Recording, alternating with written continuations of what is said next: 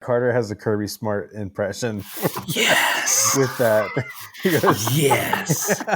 I'll have to record it and I'll send it and we can tweet it from the pod account. Yes. But he has a funny impression. He goes, I told him, how about the nose? That's what I told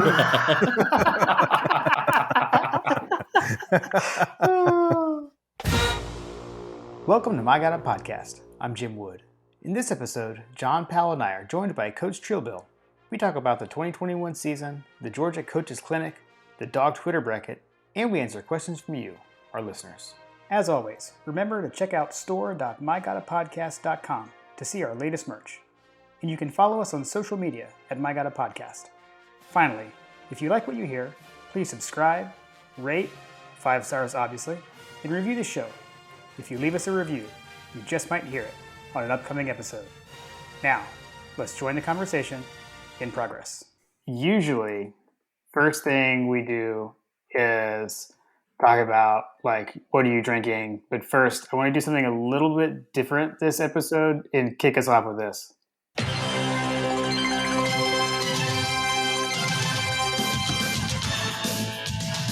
So...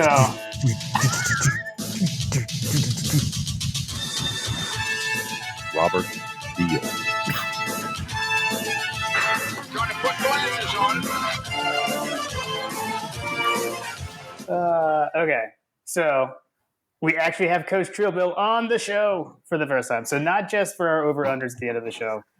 We've got Coach for a whole episode. Coach, thanks for joining us on My God Podcast. Hey guys, always a pleasure. Love the show, and I love that you have me on. So I'm looking forward to this. He gets his own intro music for the whole episode. Yes. I almost cried hearing it because by like 2025, that's probably not going to be a thing because ESPN is going to find a way to make it terrible. And so we got to enjoy it while it lasts. But I appreciate that, fellas. That's a hell of an intro. Amazing. I actually so this is also the return of the soundboard because my computer, I had gone through a Mac OS upgrade or whatever at some point, and it had stopped working. And so I actually spent some time since our last episode working on figuring out how to get everything set back up. And I was kind of holding my breath, a little worried it wasn't going to work just now, but it did. So that's good. So at any rate, now that we've got that out of the way, what do we have this evening? I can start. I'm opening a new bottle for you, Coach, actually. So this is nice. This is the Four Roses small batch. Ooh. So this is first pour. Ooh, nice. Oh, first pour is always the best pour. I like the Four Roses. I actually am drinking a cocktail today. I've got a Benchmark Old Fashioned that I made with some brown sugar syrup instead of the typical syrup. Ooh, nice. John, that sounds fancy. I like that. Well, I have a ton of it that I made for margaritas this past weekend, and nice. And so I figured I would utilize it because my wife says I need to get rid of it. I was about to say the margarita is kind of a good transition into mine. So mine actually is an idea that I got from you guys was the infinity bottle. And so I put my infinity bottle in an old tequila bottle that I had from a good tequila that I had last summer. And so in it, though, this is the first I'm going to try it, though, and I dated it. So the oldest that I put in there was Larceny from December 26th. And then I had Old Forester 1870, Calumet Farm 8-year, Maker's 46, Whistle Pig 6-year, and 1910 Old Forester. So salute to My God Podcast, Jim and John. This is the first time this one's happening. My wife is also kind of like, thank God you're getting that damn bottle out of here. So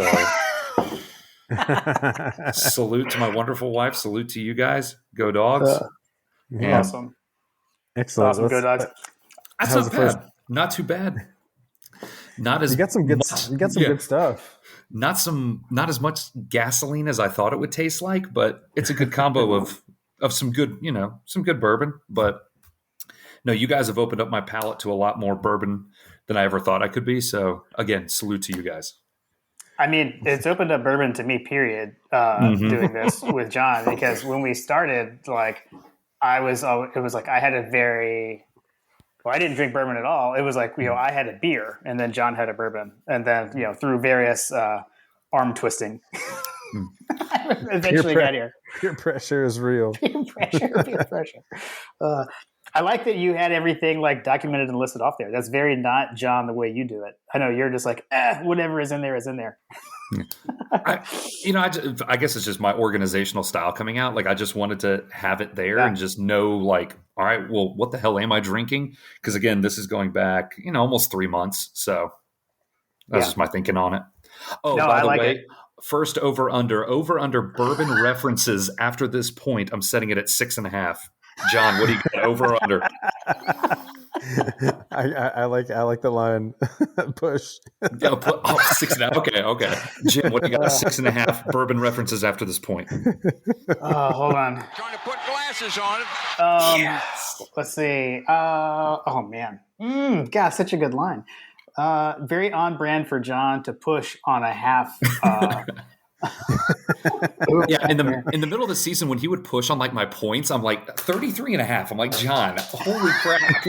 I'm sitting in the car like driving to work and I'm like, oh, here we go again. No, I'm just kidding. That's because that's like the end of the barrel proof and like math is hard. So at that point, man, I'm just gonna go. I'll go over. I'll take the over. Nice. All right. Take the over. Although that's a tough one because we can influence it directly. Exactly. Little user error that can be applied to this. So true. I have to ask Coach, like, where did the over-unders even come from? Because I told Jim, I said we had to get Coach on because he's kind of like the officially unofficial third wheel of the My Kind of Podcast episodes. Yeah. John, I'm glad you asked. About this time last year was I'm a teacher, and so we had spring break, and so I was on spring break doing yard work, and I was listening to one of y'all's episodes, and I was thinking, I was checking Twitter beforehand, and I remember Jim had put out, hey, we're filming this next episode. What are some questions you guys have? And I was like, what is something I could do? And I was like, over unders. I was like, perfect. I don't know how I just came up with it. So I was doing yard work, and I'd started the tweet. And I was like, I'd pause, I'd like throw my rake down, take my glove. Oh, that's a good one. Put it in there. And then like by the end of my, session in the yard, I was like, send. And then I was like, you know what? If they like it enough, if it works, and then you guys did it. And I was like, oh, okay. I kind of felt honored a little bit. And I was like, I guess I'll just roll with this in the season, especially, going into the Clemson game. They're like, well, we need listener questions. And I was like, ooh, Coach Trill Bill's over unders part 2. See if we get it going. So I was just kind of like my boredom. Plus, I was like, I really liked you guys' show, and I was like, hey, why not? So the one like the season preview one when we had asked, and you said like there were like so many. I remember being like, oh man, like we could do a whole show off coaches over unders. Yeah.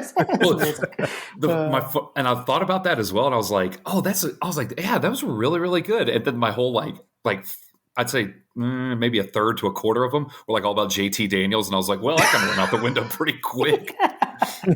Yeah, for sure. It's like we had to deliver the mail first for most of the season. So I actually remember like that. So roughly this time of year, I do remember because like we were DMing about that. I think you had just reached out, and it was funny because like I think like on that day, which for those who don't know, Coach and I actually already knew each other in real life, but I didn't realize that that's who Coach was at the time. Yep. So we were having a conversation, and then like later, like fast forward a few months, and I was like, when I saw you at a game actually, and I was like, and just to confirm, like Coach Trill, that is you, right? Yeah.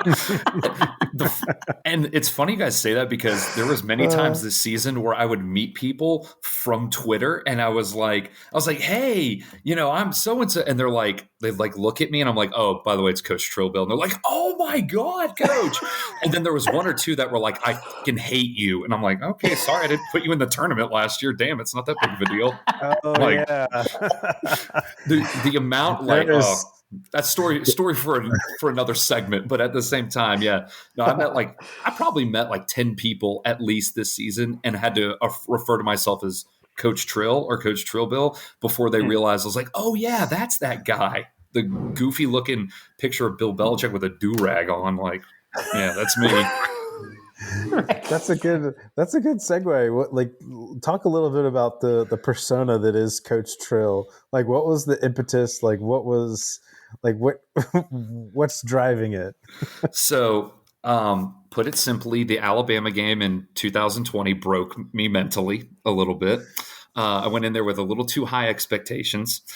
And shout out to some of my Bama friends on Twitter. Yes, rent free. They owned me on that one. And so I switched my handle completely. I was, kind of intoxicated by the end of the game. And so I switched my handle completely from myself to, at the time, I believe was like Kirby's Ernie Adams. And anybody that follows the Patriots knows who Ernie Adams is. I'm a big Boston fan, by the way. So it's like, I was like, I want to have like a little bit of Georgia, a little bit of Patriots. And so Kirby's Ernie Adams kind of flowed with it. Ernie Adams was like Bill Belichick's guy for forever, like his man behind the scenes sort of deal. And then anyway, when the schedule releases came out for the NFL, the Saints made one because the Patriots played New England this year, but they made one of like rap album covers, and the album cover they did for the Patriots was just Bill Belichick in a do-rag. And I was like, oh, I got to jump on this before someone else does. And so I was like, Coach something. I was like, I want to keep coaching it, Bill. And I was like, Trill Bill. I was like, screw it, why not? And so I just Coach Trill Bill it was. And like the people that knew me as, they'd be like, you get in arguments on Twitter with people and they're saying, oh, I'm not going to let this Kirby's Ernie Adams, tell me that Florida sucks. I'm like, now it's going to be Coach Trill Bill telling you that Florida is freaking dog shit. Sorry for your son if he's listening. Shout out Carter. So. Sorry, Carter. That is funny because that's like, okay, so the Kirby's Ernie Adams was the one that I was forgetting. And I remember like the second you said it, I remembered it. And that was a whole thing though, because like I was following you, like your original handle, and then it changed. And then I was like, at that point, I was pretty sure that that's where it happened. And then when it changed again, and like I had a whole conversation with my dad too, like asking if that was you. And that was actually the day that we talked. Whatever game that was. I think it was like UAB game. It was UAB. Yep. Yeah. So Coach and I have our season tickets are like the same section, one section over. Either we're like right behind each other. I mean, a few rows in between us, but we're like vertically in the stadium. We're right there. Yeah. You guys have really good seats. You guys are on like row like 4 or 3. We're up top in the nosebleed, as my brother calls it. We're on the wall because we are literally the row in front of the wall that blocks you from falling out of Sanford. So we're at pretty much the top of the stadium in 319. But it was great running into your parents this season. I mean, again, this season had so many great aspects to it, and even a lot of good aspects outside of actual football. And one of those was always having like a good group of family, there. And like you guys were part of that family for me. So I don't know. I always appreciate it. And it's funny, Jim, you said that we know each other. For those of you that are listening, Jim's mother was actually one of my kindergarten teachers. So long story short, like Jim and I indirectly go way back. Like way back to Alpharetta Elementary. Shout out the Eagles. But Jim's mother was actually one of my kindergarten teachers. So that was how I kind of first got connected to their family. And then I met Jim years ago.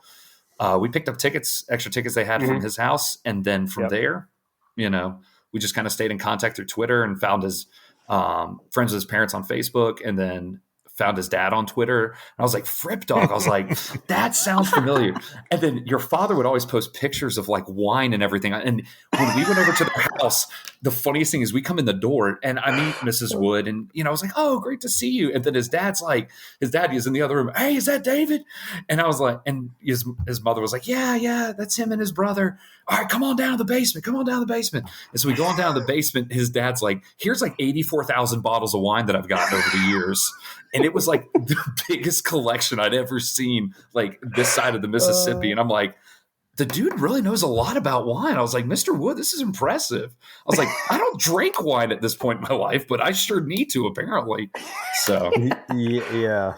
Their basement is like Georgia nostalgia. My brother, who's a huge dog fan as well, was like, "Oh my gosh, that's a poster from that, or that's a picture from." And I was like, "Yes, Alex, I know. Thank you." Yeah. So, my brother loved your parents.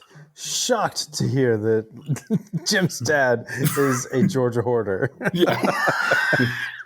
Their basement was awesome. Well, I mean, at least I relieved them of the stacks of newspapers that I now have at my house.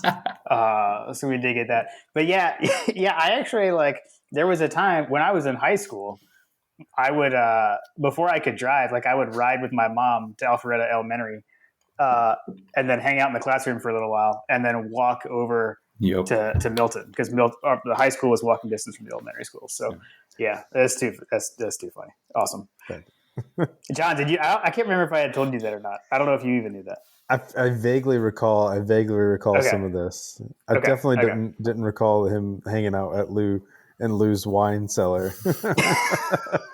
I'm telling you, you guys need wine recommendations. Like literally, it's your father and Bobby Wilson are the two people I talk to. I believe it. I see your father more often, obviously in Athens, but I'll message Bobby every once in a while, and then I'll ask Lou his opinion. So. Yeah, legit advice. They are also now real life friends too. That's awesome. We hung out with Bobby the night before the Natty. Actually, we met. Oh, cool. Yeah, that's right. I remember the pictures. So yeah. Man, awesome. Coach, did you go to the Clemson game? I did not. No. Okay. I went to all the home games this year, and Florida. That was the only other game I went to outside of the home games. Oh man, I'm jealous. I haven't been to Florida in forever. How was that? Florida was fun. It was one of the rare times as a pretty much a lifelong Georgia fan growing up. That game is always, in my opinion, never guaranteed. But it was one of the rare times where I've been where I'm like, yeah, we pretty much got this in the bag. That in the 2017 season game, I was like, oh, we definitely got this. But even then, I go into every game nervous. But being there for it was awesome. And obviously, it took Georgia, a little bit of time in the first half to get it going. But once, Nolan Smith stripped Anthony Richardson, it was kind of all downhill from there for us. So, no, it was fun to be there. It was just me and my dad, which was cool. And I told him, I was like, I just want at least one Florida game, just him and I. So it was a good time for us to hang out. And the amount of crap I talked after the game to Florida fans, starting with the phrase, your COVID season was, bull, fill in the other 4-letter word that goes along with that. So, and then saying stuff, just saying stuff like Trask really wasn't a good Heisman candidate, and just gauging reactions and telling them the only reason they won that year was because we were down 27 starters plus JT, just making up outrageous things like that. And I mean, it was great because, there wasn't many Florida fans walking out at the end because they all left after the third quarter. So in typical Florida fashion, but. Dude, that would have been an amazing game to have been at, the one from this year, because of everything that transpired in that few minutes, that few minutes of where we completely turned the game completely on its head. Yep. Yeah, you weren't in the bathroom when that happened, were you? Like you could literally have gone to get a beer or go, or go get a hot dog. And totally missed that. That would have been super easy. It was. Yeah, and it was quick too, because in the stadium, there wasn't much. It didn't seem like there was many commercial breaks. Felt like the game went by really fast, and so if everything happened, Nolan stripped the ball, James Cook runs it up for a touchdown. They get it right back. Richardson throws the pick. Then Stetson throws the bomb to Curious in the left corner, and then Richardson throws the pick six. And the pick six, I was just laughing the whole time. I was like, this is not happening. And I was like, oh, wait, it's Georgia in 2021, and Dan Mullen is a complete and utter ass clown. And yes, this is happening because he started a second-string quarterback thinking it was going to save his season. And, of course, Nakobe Dean had other plans. So I just really hate Florida. I'm sorry, guys. I'm really trying to keep this clean. I also Josh did a fantastic job. Coach, I'm falling on to. I need to get my together and figure this one out. So no, it's all good. That's why I kept telling. Every time Josh would get frustrated, I was like, "It's okay. It's okay." I listened back to it. It's not a big deal. Oh man. So did you go to? Sorry, I know you said you went to Florida. Did you go to all the home games? Because no, I didn't. I saw you at everyone that I went to. Okay, so you're able to make it all of them. Yeah, I only have 2 season tickets. This is my first year having season tickets. I'd usually just use StubHub. But I went to every one. My brother was at most of them with me. My dad was at the UAB game with me. And then I was just by myself at the Kentucky game. I couldn't find anybody to sell it to. And I was like, you know what? I was like, I know. I know. I feel bad now, but at the same time, like I mean, it was a good time. It was around my birthday, so I was like, I did a little birthday shopping in the bookstore. I met up with Bobby Wilson and Greg at their bourbon tailgate, and when I say it changed my life, that would have been amazing. The spread. I found Bobby, and that was one of the first times it was like I looked at him, I was like, yeah, I'm so, and he goes, huh? And I'm like, oh, Coach Trill Bill. And he's like, Coach, how's it going? Yeah, come over here. What are you drinking? And I was like, Blanton's? And he goes, all right. He literally scoops it, heavy pour, and then goes, all right, brother, time to ride the ponies. And I'm like, hell yeah. And so changed my life. Like so many people that I'd seen on Twitter, and I'm like, oh, you guys exist in real life. Yeah, so do I. I'm Coach Trillbill, aka this guy from, Forsyth County. But at the same time, it was just good. It was good people, and went into the game. And that was I think the time of the season I just realized I was like, you know what? This is for real. I was like, Georgia's pretty damn good. I was like, in 2017, it was all kind of, oh my gosh, we could make the playoff. We could go to the national championship. We won the SEC. This is all going early for Kirby. And then we lost to Alabama, and it was like, well, that was fun while it lasted. 2nd and 26 later. But this season, it was so different because everything leading up to it was like, okay, we beat Clemson. We beat the absolute trash out of UAB. South Carolina's still pretty bad, and we beat the crap out of them. And just keep rolling through the season. Arkansas, damn, that was bad. Vandy was just like, LOL. They should be an FCS program. And then, just going down the schedule, and it's like, okay, everything's going the way it should. But the Kentucky game, we're the best team in the country. Yeah, it's like we're rolling into a number one, and we're playing like a number one team. I'm like, as a Georgia fan, sadly, I was thinking, when are we going to screw up? When is the bump in the road? But the focus of the team was just insane. My brother ended up running into Scott Howard before the Arkansas game. And Scott Howard, or no, it's not Scott Howard, Hondo Williamson, sorry. Ran into Hondo Williamson at the gym, ironically. And my brother asked him, he said, what do you think about the Arkansas game? And he said, we're going to kill them. Like, without a doubt, like, without even hesitation, he says, oh, it's going to be a blowout. We're going to murder them. And my brother's like, really? He's like, everybody's saying how good they are. They upset A&M and all this. And he goes, no. This is the most focused Georgia team, he says, he has seen since 2017 and 2002. And he says even more so than those teams. And Hondo, Hondo's confidence, from what my brother told me, my brother was like, all right, done deal, signed, sealed, delivered. We'll see in Indy. And that's pretty much how it went. So, yeah. And those are my two, like those, I think those are the perfect teams to reference. Like for me, 2002 was always the gold standard for me, up until, Kirby. Right. So I would always compare everything to 2002, and then, maybe 12, you could kind of throw in there. Right. So 2, 12, 17. I would but say again, like even with 2005. Yeah, but see, the tough thing about if Shockley didn't get injured, Shockley didn't get hurt. Yes, if Shockley didn't get hurt, that team goes undefeated. But easily, I'll remind you that team goes undefeated and left out of the BCS championship game, unfortunately. Sadly, yes. But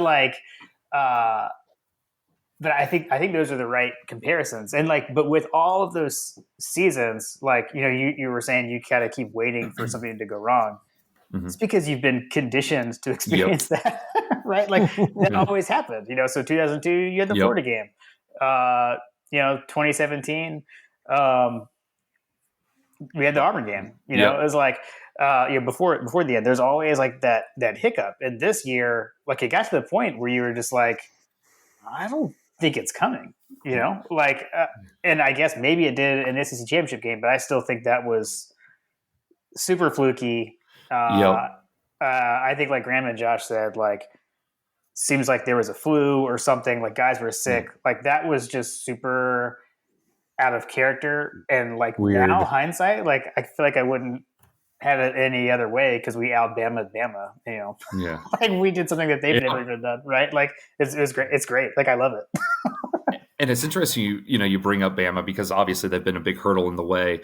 And I told my brother, and I told him recently, and I told him when it happened, but I was at the 2012 SEC Championship, and I was in the upper deck, and the Conley catch happened right in front of me. And I told him, I said, before the game, I was walking to the stadium going, "We want Notre Dame. This isn't your year. Your dynasty's over." Just like a dumbass, just saying stupid crap to Bama fans. But the Bama fans thought it was funny, and they knew I was joking. Like, I didn't sincerely really mean that, even though I really did want to play Notre Dame because I thought we had a good chance. But at the same time, leaving that game, I told my brother, I was like, before it, I was like, if we win, we're going to Miami. If we win, we'll drive, we'll find a way to get down, to Miami. We'll stay in Fort Lauderdale, we'll do this. After the game, we walked out, I looked at him, I said, I don't want to go to the bowl game. Screw it. Like, I'm done. Screw it. Right. Like, it just like ripped my heart out and then watched it like beat in its last beat and then just stab it one final time. And we get up the escalator out of the Georgia Dome and we get up to where the World Congress Center and Phillips Arena are. And I see like Georgia fans yelling at each other. Like one guy was like throwing a trash can around outside of a MARTA station. I was like, we are losing our collective mind. And so going into this, I was like, even in the national championship game, I was like, my only solace was, well, the team that loses the first matchup usually wins the second one and has done so the other 4 times when it's a top 5 matchup. Yeah. So the odds are in our favor, but this is still the Hunger Games of college football, and we are District 12 normally. So at least mentally, those of you that get the Hunger Games, but like it was just at that level. I was like, like you said, Jim, I've been there, done that. I remember losing to Florida by 45 points growing up. I remember, the stupidity of the Tech game under Don and how it always came down to an officiating call. Like, I remember, getting screwed those ways. And then also in the heartbreak of 2012, and, second and 26. But I don't know. So it's like I was always apprehensive, but I was optimistic, to say the least. I think you just characterized so many Georgia fans. I was about to say, I need to put this all into a book, even though so many people have written books, but it would be like an anthology of my thoughts and nobody would really buy it. So what I need to do is just make like a picture of memes and make it into a coffee table version and just be like, here, or of my friend, and you guys know him, Natty and all of his craziness and all of his shenanigans, and just make it a coffee table book of all of his ridiculous tweets. Like, oh my gosh, Stetson sucks. I just hate this little midget. And I'm like, no offense, Natty, he's taller than you. Like, let's be honest. Like, and he's also taller than Bryce Young, apparently, as we learned in the post-game handshake. All right, at the coaches clinic, I stood 3 feet away from Stetson. And people are like, he's a midget. I'm like, dude, like, he is not that small. Like, people say he's 5'9". That's BS. He's at least 6'1". I'm 6'3", and he was like only 2 inches shorter. I think he's 6'6'1". I don't think he's 5. Oh wait, shit, he was in cleats. My bad. Never mind. Yeah, he probably is 5'9". Yeah, that's still. But he's like, and that's the other thing. Like, he's built like he's a college football player. It's not like he's like a skinny guy the size of my pinky going out there and we're like, all right, noodle arm, let's see what you got today. Like, this kid can zing it. So a lot of those skill guys are smaller than you would think. I mean, like there are guys in the NFL that aren't that big. I mean, like the linemen obviously are enormous, and like the linebackers and stuff. But I mean, I went to like a Falcons banquet thing once, and like Terrence Mathis was like, and I am like a midget. Like I am super small. Like Terrence Mathis was not much taller than me. Like he was not like an intimidating presence to me at all. Like I was shocked. I was like, how is he so small? He feels like my height. Yeah. Well, it's funny because you watch the film from the national championship and you're like, oh, A.D. Mitchell like just mossed on that guy and caught that ball. If you hold up a pencil, A.D. Mitchell looks like that skinny. Like, but he's built. Like, he is so toned. It's crazy. Like, I mean, I stood like, a foot away from him and like, I was like, dang, he's skinny, but he's got speed, but he's got like, he's wearing a cutoff shirt. So he's got the tone. I mean, the kid is built, but he is, he's not like a big, gigantic Randy Moss type wide receiver. I mean, he's a 19-year-old kid who's, 6'3", 6'4", skinny, maybe 220, 215, and just really toned. Like, but they put on pads and then they look bigger. Like Brock Bowers looks like a monster on the field. In real life, standing next to him, he's like my size. Like, I swear to God, he's like my size minus the dad bod. He's perfectly my size. So just like awesome. Just like you. Exactly, John. Yeah. So me and Brock Bowers, we're like this now. We're like connected because we're literally like the same person, except I got a beer gut and he's got, probably like a 12 pack of abs. So, and I got like a 12 pack of Miller Lite. So just leave it at that. So you're a coach, obviously, right? Mm-hmm. Yeah, no, so, I legitimately coach in real life. Yes. Okay. Yeah, it's not just like a title I give myself. And you coach, and you're coaching football because you've been to the facilities as a potential recruiting target, right? To a certain degree, yes. Yeah. I mean, I've talked to Kirby. It was more of the, hey, coach, how you doing? Handshake. And then he walked to the, line for food. But yeah, no, so I've talked to Kirby before, just maybe not exactly about football. And I'm just kidding. But no, like, yeah, I coach football and then I also coach girls basketball at the school I work at. So. Okay. Yeah. Excellent. But no, yeah, I've been to the coaches. This is only my second time going. So. And what were your thoughts coming into the next season? So I talked to my dad about this yesterday, and it was ironic because he was kind of asking the same thing. He's like, so what do you think? What did you see? So the way it worked out, it was a lot different this year because we were able to sit in on team meetings. And so I sat in on a spring training. Wow. I was thinking ST special teams meeting. Mm-hmm. And then I also sat in on a position meeting. So I sat in on wide receivers. I coach wide receivers at the school I work at. And so sat in, meeting with Brian McClendon and all his guys. And, AD was in there, Ladd was in there, Curious, all his cats are in there. Dominic Blaylock was in there. But the special teams meeting was first. Did you tell Curious that he's the official wide receiver of My God Podcast?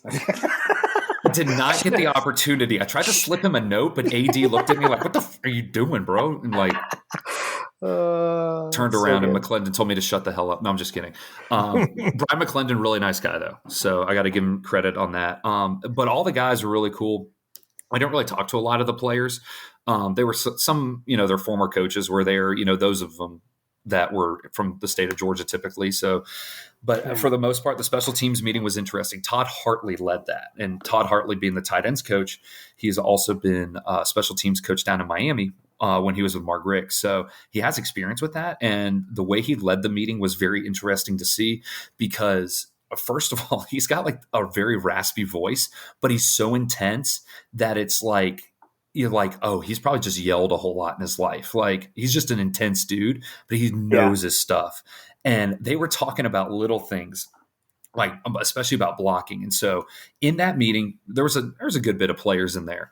But you also had not only Hartley, but Kirby also had the mic. And so Kirby, would chime in every now and then just about certain things that they were talking about, especially with technique. You also had Will Muschamp in there. Muschamp wasn't really saying, he didn't say anything. He was just taking notes and kind of going over some things. And Todd Monken was sitting with, I believe it was a graduate assistant, just talking over some things as well. But it's funny because all of a sudden in the coaches clinic, we'd listen to Mike Vrabel, coach of the Tennessee Titans, and Brandon Staley, coach of the LA Chargers. And so right after Staley talks, they're like, all right, clear out coaches in the first three rows. You got to move. We got to get all these players in. And Kirby does all this. Kirby's kind of like emceeing it sort of, and he's introducing them. And the Kirby you get in the meetings and the press conferences and the post-game interviews and the pre-game interviews, that's a Kirby you get in real life. And that's what I liked about it. Kirby's as real with, Maria Taylor as he is with David, Berger, as he is with Coach Trill Bill. Like he's as real as it gets. And that's what I liked about it. And so he gets on there and he says, all right, Coach Staley, we appreciate you. All right, now we need Georgia players are going to come in, special teams meeting. We need everybody in the first three rows. You need to move out, get back, move out. Got Georgia players in the first three rows. And so they bring in all these guys. And so I was sitting in the back. And so I'm getting my stuff and I'm kind of like not paying attention to what's going on up the front. And I walked down. I was like, all right, first three rows. I see some guys sitting down. I was like, all right, I'm going to put my stuff here. put my stuff, get it situated, look up. Kendall Milton's right in front of me. Right next to him is Kenny McIntosh. Todd Monken's over on my right side. Will Muschamp's on my left side. and I'm like, oh, wow, nice. Keely Ringo walks by. Darnell rolls by on his little scooter because he broke his foot. Like you see like all these guys that you see on TV and you're like, oh, wow, this is real. Like this really is a meeting. Nolan Smith walks in. Nolan Smith sitting front row, and he's kind of like the unsung leader of the group, so to say. And so Hartley gets started, starts talking about special teams and starts going over technique and everything. And one interesting thing that even Kirby brought up in that whole meeting was Georgia finished 108th in the country in kick return yardage last year. Granted, our defense wasn't allowing that to happen a whole lot because, we're averaging 6 points a game, or giving up 6 points a game. Yeah. So a lot of that comes with that. But Todd Hartley starts off with, he says, man, we're finishing 108th. And Kirby gets on the mic. He says, 108th isn't good. Kickoff return is something we need to work on. We just need to get it done. And, then they just go into their talk. And the funniest thing is Todd Hartley, he's like, it doesn't matter if you won a national championship. This is bullshit. We got to fix this. We got to get in there. We got to get this done. And this is how we're going to do it. And it's like, oh, shoot, like this guy knows what he's doing. And obviously I trust Kirby. So, my God, a podcast saying, believe in Kirby, trust the process, trust Kirby. And so, Kirby we trust. In Kirby we trust. Hell yeah. And so we're going through this meeting and he's detailing all this, and Kirby will chime in every once in a while. And and sometimes it's funny. And sometimes he's like just dead serious. He's like, all right, what's the coverage supposed to be? Kind of like, making sure they're knowing what they're supposed to be retaining, and they'll give answers back. But one of the funniest things is he had Oscar Delp in there. And Oscar Delp was a big tight end from the area that I live in Georgia, West Forsyth High School, really good tight end, a lot like Brock Bowers, a little bit taller, a little bit skinnier. But still, he can move, he can groove, he can do what he needs to in the field. So anyway, Kirby goes on. He says, now, guys, I recruited 10 guys to return the ball this season. I recruited 10 of them. And he says, most of you will not be returning the damn ball this year. So he just uses guys as example. He goes, so Oscar Delp, you better make sure you are not returning that damn ball. You got to make sure your ass is on that line blocking folks. And it's the funniest thing. And he's just like, and Oscar just sits there like, yes, sir, I got you. Yes, sir. And it's like, man, they bought into the system. They bought into the program. And even with special teams, like he's a true freshman. Kirby does not mind calling out anybody. So we get into the meetings and Kirby goes around to all the meetings. And so we're looking at, film from the past practice. McClendon's going over stuff with everybody. I mean, and he'll take one play and dissect each guy and say, this is what you did right. Was it like a Coach 30? Was it like a Coach 30? Like, pissed on Davis, please tell me. Yeah. Please tell me. AD, I don't know what you're doing here. Looking back, doing a Bill Cosby. Defender already beat you. Getting the pick because you pissed down your leg, drop the ball. The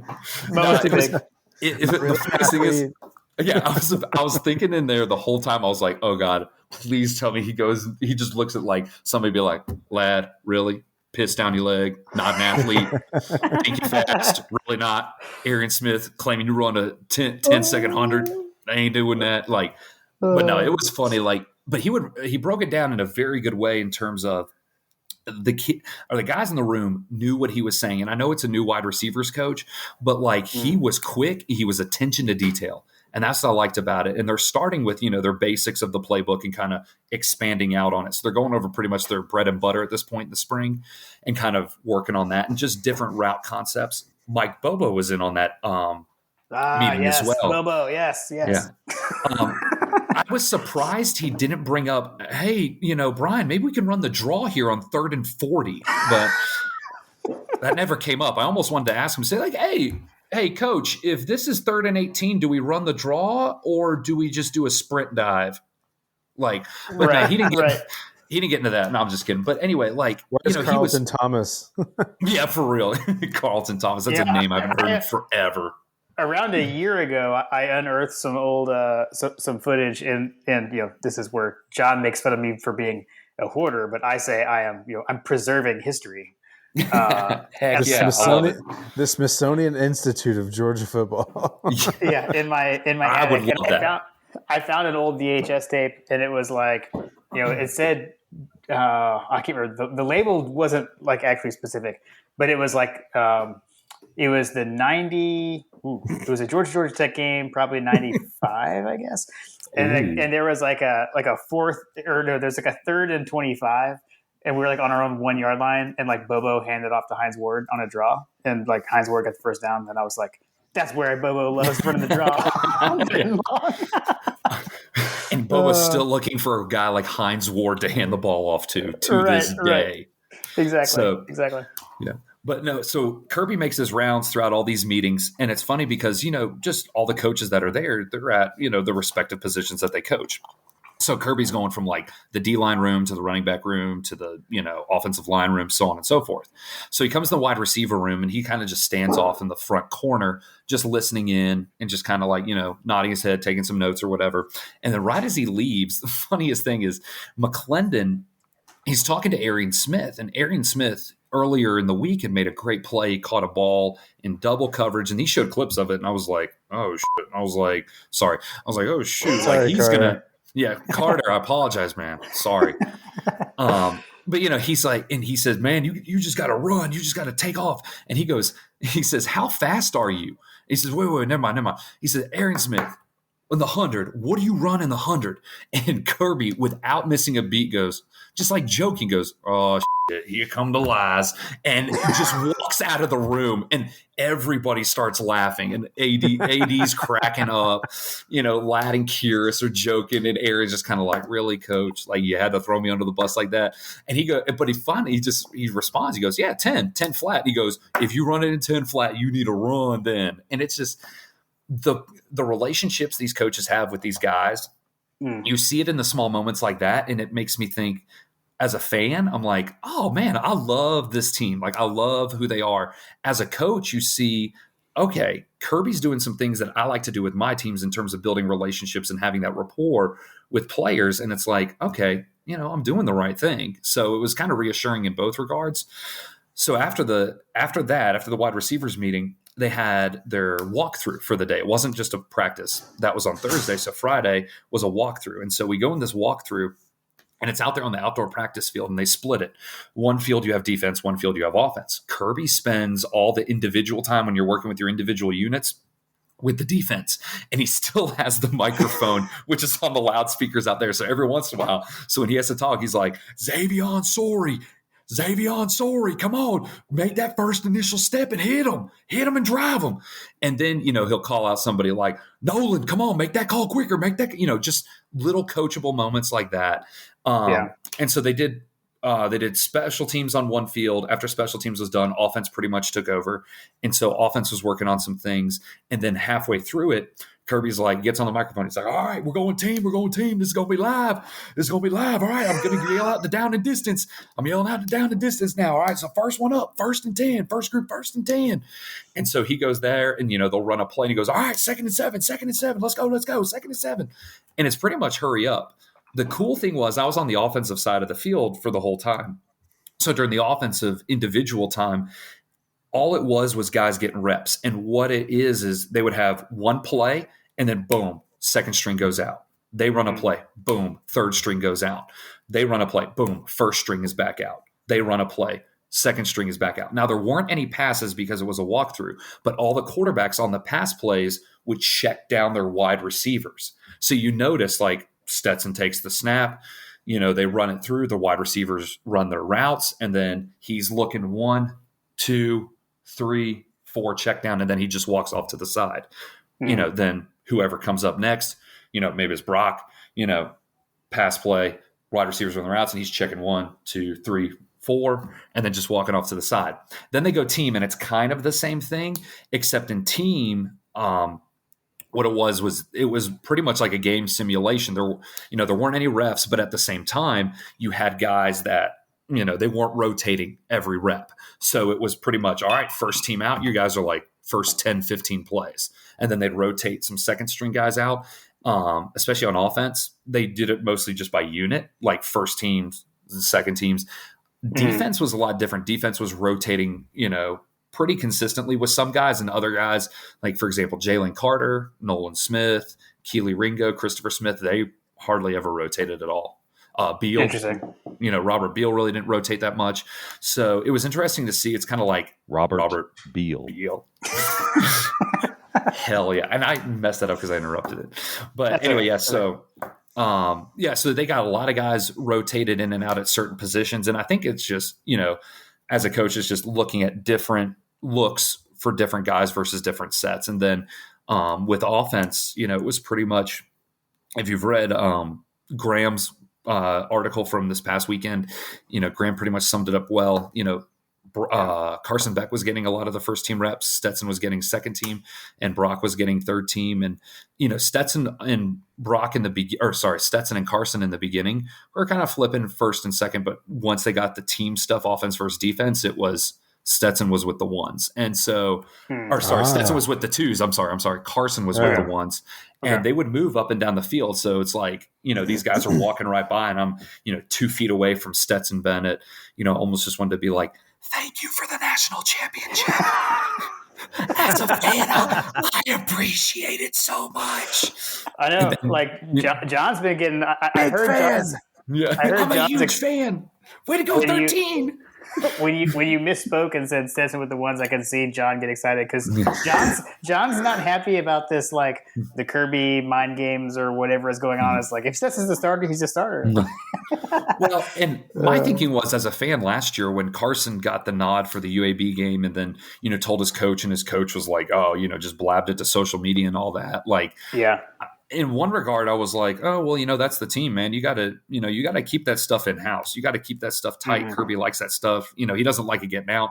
And then, after that, I was like, you know what? I don't know if I'm, on the Carson Beck train, but after seeing him, and he's a tall dude. He gets, he's got good relationships with all the players, like all the receivers were talking to him. I'm like, so it really is a lot like last year with JT or Stet. It doesn't matter, because the team is around whoever's the starter. And so I'm back on the Carson Beck train. And the one of the other main intangible reasons is he's got leg tats, and that's like either psychotic or an absolute savage. And so, if he's a psychotic savage, hell, I'll take that. But the one main thing, I guess, that I want to just say, and I guess my final thing on the Coaches Clinic was, after coming off of a national championship, we lost a ton of people on defense. Nobody really has to reiterate that. But at the same time, seeing what they did in practice and seeing the leadership of this team, and, Nolan Smith, Robert Beal, Stetson, Kyrus Jackson, whoever it is, this team is in good hands, and we are still extremely talented across the board. So yeah, we lost a lot of people, but Kirby has put in place people to, step up and lead in those roles. So with that being said, I was like, I'm not, by all means, I'm not saying like, oh yeah, just sign us up 14-1, 15-0, let's do it again. But Georgia, in years with Mark Rick and Jim Donnan, you guys know this. Yeah. We would have a great year like in 97 with Donnan, or in 2012 with Rick, and then we would take a couple steps back the next following year or two. Yeah, that's not happening with Kirby. I can fully tell you that with all confidence. Like, Georgia, this train keeps going. This train will keep rolling, and this train will keep rolling over a lot of people. And people will say, well, they lost so many people, but Kirby has people to step up, and they're well coached, they're well trained, they're disciplined, they're good units across the board. And I'll tell you this, I'm fully confident that Georgia can be in the picture and be in the hunt for the national championship for the foreseeable future. Yeah, and I think the schedule, like if you're looking at the schedule this coming year, like obviously plays into it, right? Because when you look at it, I'm like, because you're like, oh, well, not going to go undefeated again. And then you look at it, you're like, well, where's the loss? So not to get too far ahead of us, but the schedule lines up nicely. We don't have to play A&M. We don't have to play Bama. Exactly. We don't have to play LSU. We get Auburn in a year where they're really suspect coming in. We have to go. Yeah, we have to. Yeah, exactly. You don't know who's walking in and out of the coach's office as, his Mr. Oh, wait, I said that on live topic. Okay. But you Mississippi State is you hit or miss every week. I don't care who they have at quarterback. As long as Leach is the coach, I think it's a win for us because his teams don't play defense. So yeah, Right. but again, like you said, like this, Florida's a new coach, and it's weird to say this, and this will go back to the days back in the 90s. Tennessee looks to be our toughest opponent in the East. Yeah, I think so. I think so. But sorry, I don't want to put the cart in front of the horse, but there you go. No, well, it's like, to me, it's like Tennessee or Kentucky, but I think Kentucky lost a lot, like on the line. So agreed. Yeah. I did want to hit because we've. Oh, go ahead, John. Good. I have a question going back to something that you were talking about with the Coaches Clinic. So you mentioned Todd Hartley, and Jim's going to laugh a little bit. What is Coach Hartley like? Like we just have this, like all we get of him are the creepy photos that he posts, like of him like scowling. Like I don't know. It's so hard to describe. We call it creepy Todd face. I think we've only talked about it in the podcast once before, so this is the second discussion. But like, this is a frequent text message between John and I. Like when you see picture, Coach Hartley tweets picture of him with insert recruit, Delp or whoever in the past, and it's like, what's going on with the look on Coach's face? Like Todd Hartley looking kind of creepy here. So the one thing I noticed again was as soon as he talked, I was like, I think that's Coach Hartley. And then you look up and you're like, it's this guy. And he's like, all right, guys, we got to get in here. We just got to focus and we got to get ready because it's a special team. And it's like a WWE wrestler meets like a guy with emphysema. And I'm not trying to be disrespectful, but this guy is like a short dude. I mean, I'm 6'3". This guy's like this guy's like shorter than Stetson Bennett. So for all the people that call him a midget, like, yeah, this guy's like pretty small. And so, but he's so intense. It's almost kind of scary, but you sit in there for 2 minutes and you're like, he knows what he's talking about. He really knows this stuff. And the funniest thing to me is he's all football. Like you look at this guy and you're like, you would never play tight end. How the hell do you coach that position? But he is all football. And it's so funny because all the guys buy into it and he'll get the meeting started and he'll say, all right, guys, this is it. 2 plaps, ready. And they'll like clap or do something. And he's like, all right, this is what we got. We're talking about distance on the kickoff, especially for the front line. So we got to get back and make these blocks and make sure we shed these blocks downfield because we got to spring these guys loose. Guys, 108th in the nation. That's not good. I don't care if you're national champions or not. That's not good at all. So we got to do this. And then Kirby's in back. Yeah, 108 is not good. We could do a lot better than that. And then Todd Hartley's like, thanks, coach. All right, so here's what we got. Delp, we're going to have you on the front line. Keely, we may have you returning. But Nolan, this is what we need you to do. We need to take out you guys. You need to take out number 3. So when the ratio is 15-2, you got to go up 15, slant in 2, keep you moving. Drive with your fist. Keep your feet, reset your feet. Keep those feet moving and drive them out of the play. All right, man. This is what we're going to do. We're going to do that on field too. This is the drill. So I'm going to have Delp, and Nolan Smith. You're going to be on the front lines right here. And then Kirby's just kind of chill. He's like, all right, Nolan, what'd he say again? 15-2? Okay, 15-2, right? Yeah. And he's just like, thanks, coach. All right. And then he just gets right into it. So the creepiness almost, I think, comes from the fact that he's so into football that it's almost like that's all he thinks about. Like he probably is sitting in there thinking, like in these recruiting pictures, all right, got to smiles, and then is like, all right, so how can we get you here at Georgia? It's like he's all football, but he's a nice dude. And so I want people to think, like, I'm not trying to hate on this guy. Like he is a nice guy. And he also got to say your Kirby impression is pretty good. I got to say. It's pretty good, Kirby. Just my I appreciate that. I appreciate that. I did want to get to the UGA Twitter bracket because I feel like we mentioned earlier when we were like DMing each other roughly around spring break last year, and I feel like we were talking about that a little bit as well. So we're now in year 2, and I think they went very, very differently, I would say too, in that we had a Georgia fan win in year 2. But like, I guess, I mean, I was about to say like what inspired it other than like, March Madness or whatever. Yeah. So I messaged a random friend of mine on Twitter. He's actually a big Bama fan. I'm not going to say his name because a lot of people don't really like him in Georgia Twitter, to be completely honest. Not KD. Not KD. Okay, so it was a random Bama fan. Yeah, Okay, yeah, pretty much. Yeah. And so yeah, I messaged him and I was like, and he said something, or he messaged me, one of the two, and he's like, man, you got to do this. Or I said, hey, do you think I should do this?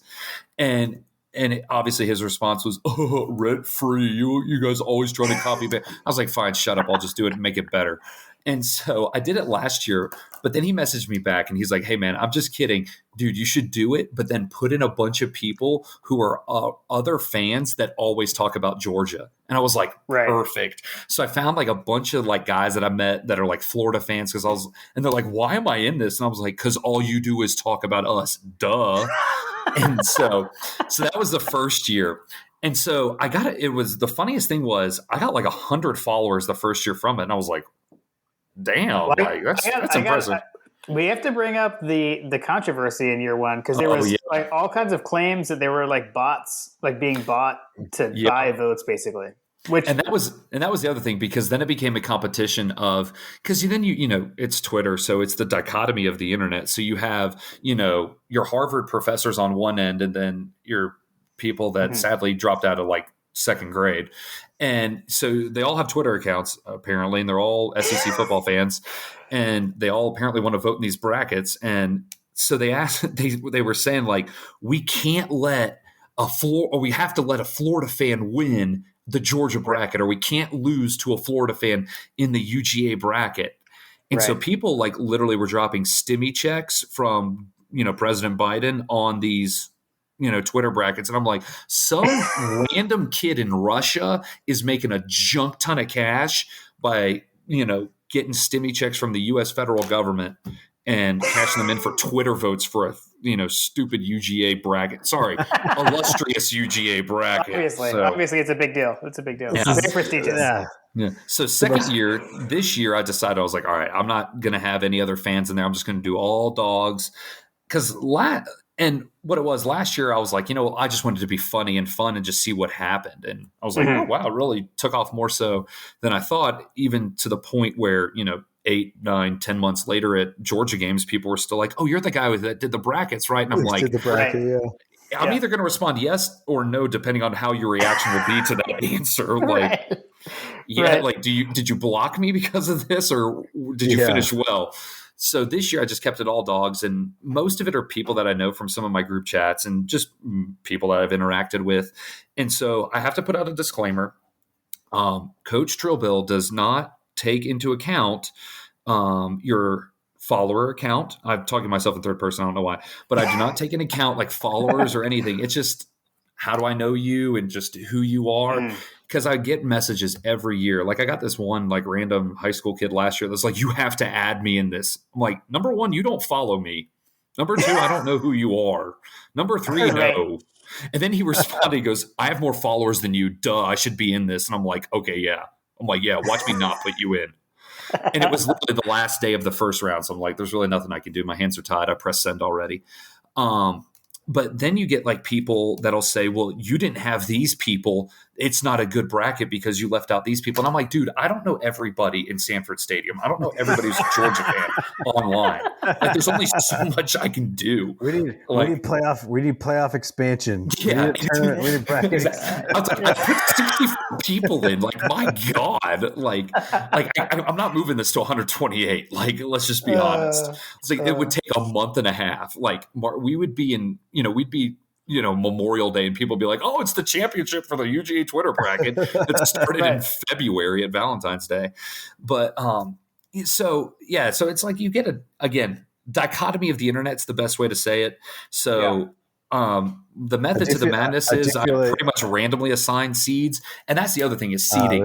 I matched up Graham and a girl that had a junk ton of followers, and that was my biggest mistake this year. They're like, it's a 6 versus an 11 seed. Why is it like this? And I'm like, just shoot me, please. I'm like, just end it now. I'm like, this is the second day of this, and this is the I'm taking. Sorry, Carter. This is the stuff I'm taking.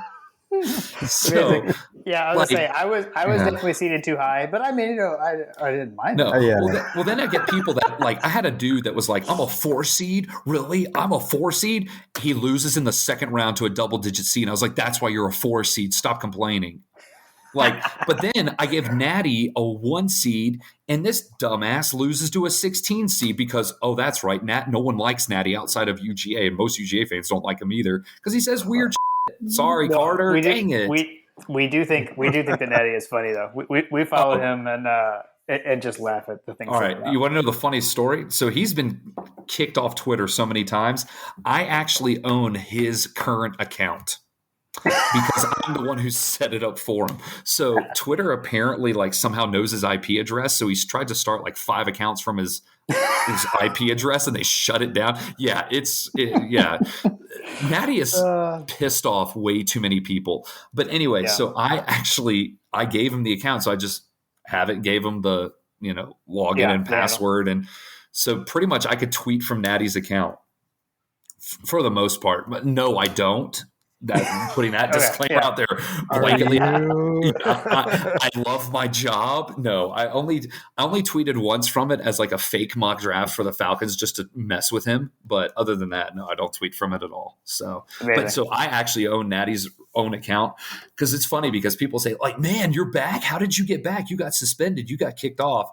All the UGA hates you. And so I'm like, I'm just the guy in the shadows working the magic behind the scenes. He got the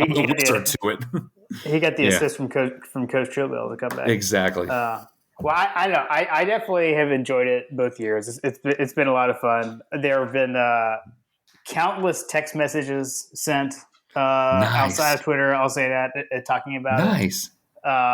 We talked about it. In our text threads that we're in, literally every round, look at this matchup and everything. Yeah. So it's been, it definitely has been fun. So we've enjoyed it. Tough draw. Oh yeah. Right. Yeah. We've definitely made those comments. When I was oh man, I was, because who did I had, Sugar Ray. Oh yeah. I matched up with, who was with Wise Dog? Somebody ended up actually against Wise Dog and everything, which it is. We were all just laughing at who people ended up going up against. It was pretty funny. It was a lot of fun. So and friend of the show, John Tweets, ultimately ended up winning. I was happy. Cool. And it's funny because the first year I did it, the guy that was the one guy in the championship was a big Florida fan. Yeah. But his account got canceled the last day.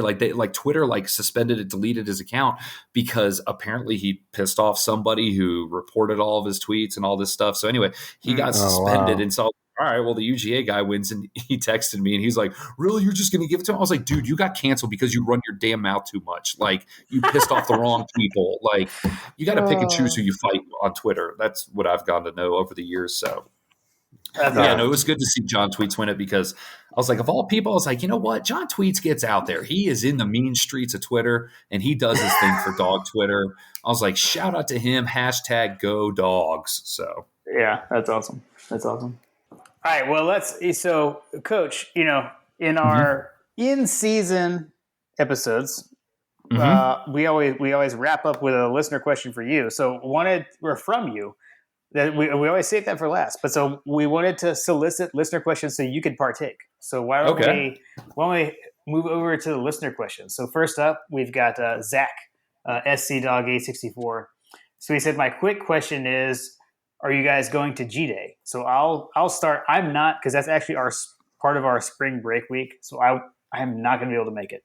John, I know you usually go. Are you going this year? We usually go. It's going to be dependent on what's going on with my wife's photography, soccer, all that stuff. Okay. Coach, you going to make it to G-Day? No, I haven't been in the past couple of years. I just got young kids, so no, I'm not. And it's on ESPN too, so I was like, I'll just watch it. There you go. Nice. I will say, I'll go ahead and plug, I believe there's going to be a Bulldog Bourbon Social Club meetup at G-Day, so follow the Twitters. Make sure you're following Dog Bourbon on Twitter. There should be more info coming out about that. So the other knock on G-Day is that it's the day before Easter, I believe. Yeah, it is. The 16th. It is the day before Easter. Mm-hmm. Yes, it is. It is. But it's not on Masters weekend this year. Masters going early this year compared to Easter. I don't know. Yep. Anyways. Okay, so he said, my actual question is, other than Stetson, who do you think of the ones drafted or graduating from last year who could most likely come back to the coaching staff in years to come? And who would you want most to come back? So who could be a future coach? Someone other than Stetson. On the current squad? Yeah. Coach, you were at the Coaches Clinic. Yeah. Anyone stand out to you that maybe could be a future coach in the making?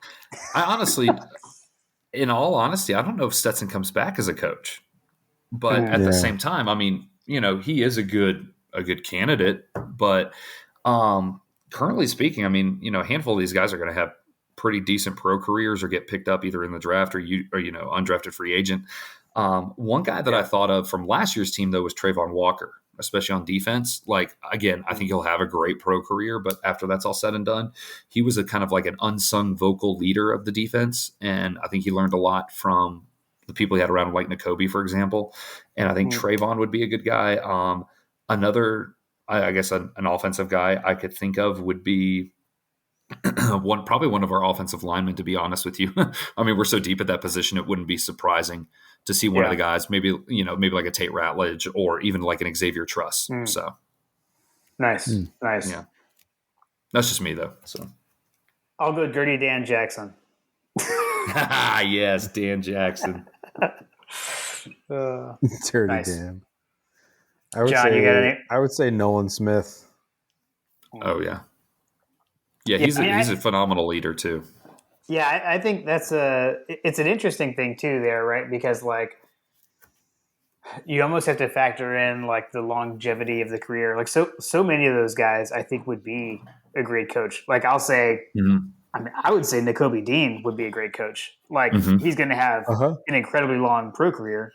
But he, I don't know, man, just like the true like field general, on field general that he has been, and super bright kid. I could see him doing that. And, I mean, sometimes even the all pro guys do sometimes end up getting into coaching. So you never know. So he would be one for me to watch. Yeah. Fun fact, Tim Jennings currently coaches at Denmark High School in Alpharetta. So again, like you said, like the all pro guys, they'll make their way back into football somehow sometimes. So right. I was thinking like, I mean, heck, like even Mike Singletary, right? Exactly. Head coach, right? Like later on, like you never know. All right. We got Vidal fan, which some kind of anime. Vidal is an anime character, I believe. I'm not all in. I don't know all the things about the anime, but I know that's a thing. So I have a question.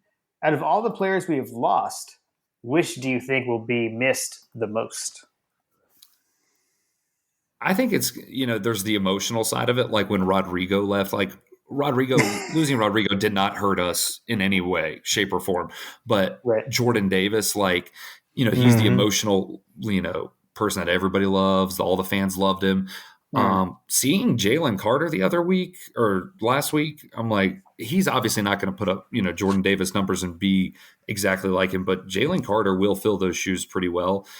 So I think fans will miss Jordan Davis. Jalen Carter, I think, will fill it pretty well. But in terms of actual football, I think it's going to be Nakobe Dean, especially in the beginning part of the season. I think as we get more into it and Nolan and Robert Beal, find their roles as leaders and work through these games, granted, there may be some hiccups in terms of just, maybe we're in closer games than we should be, or defense is giving up a little bit more. But I think it will be Nakobe Dean for sure, especially with the leadership. But again, I think that gets figured out quickly by Robert Beal and Nolan Smith. Yeah. No, that's a good. Those are both good. Yeah, I definitely like the emotionally Jordan Davis. Yeah, for sure. John, you got any? Who are you gonna miss the most? United States just clinched. There we go. So what was the? Wow. Okay, yeah. So we're gonna pivot briefly to the other football, soccer. What was the score?